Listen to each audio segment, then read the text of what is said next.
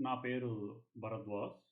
ఈ వీడియోలో మనం ముందుగా కొన్ని క్వెషన్స్ అనుకున్నాం గదా! అందులో ఒక క్వెషన్‌ని డిస్కస్ చేద్దాం. అదేమిటంటే గనక why 4 milliamp? Why not 0 milli amp?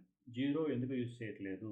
0-20 milli amp అనే రేంజ్‌ని ఎందుకు యూజ్ చేయట్లేదు? సో, మనం ఆల్రెడీ డిస్కస్ చేసినట్టుగా ఎందుకు యూజ్ చేయట్లేదంటే గనక మెయిన్‌గా డెడ్ జీరో ప్రాబ్లమ్ వస్తుంది కాబట్టి మనం యూస్ చేయట్లేదు.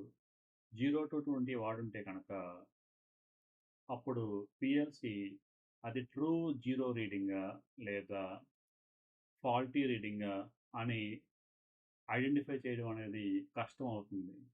అందుకని మనం 0-20 మిలియాంప్ అనే రేంజ్ యూస్ చేయం.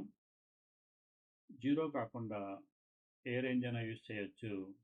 మనం తీసుకుంది 4-20 మిలియాంప్. ఓకే.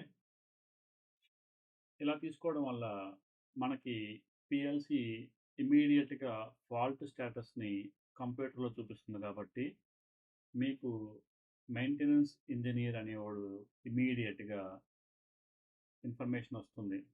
ఈ యొక్క ట్రాన్స్మిటర్ పనిచేయట్లేదు. ఏదో ఇష్యూ వచ్చింది.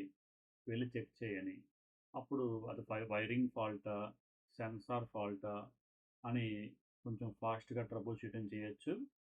ఇలా చేయడం వల్ల మీ యొక్క ప్లాంట్ డౌన్ టైమ్ కూడా రెడ్యూస్ అవుతుంది. ఇన్ కేస్ అటువంటి ఇన్‌స్ట్రుమెంట్ వెరీ క్రిటికల్ అయి ఉంటే గనక. ఇది ప్లాంట్‌ని బట్టి డిపెండ్ అవుతుంది. ఆ డిజైన్ బట్టి డిపెండ్ అవుతుంది. ఓకే. అందరికీ అప్లై అవ్వాలని కాదు.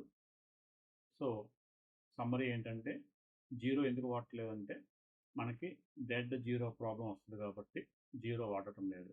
ఓకే. Thank you. మిమ్మల్ని నెక్స్ట్ వీడియోలో కలుస్తాను.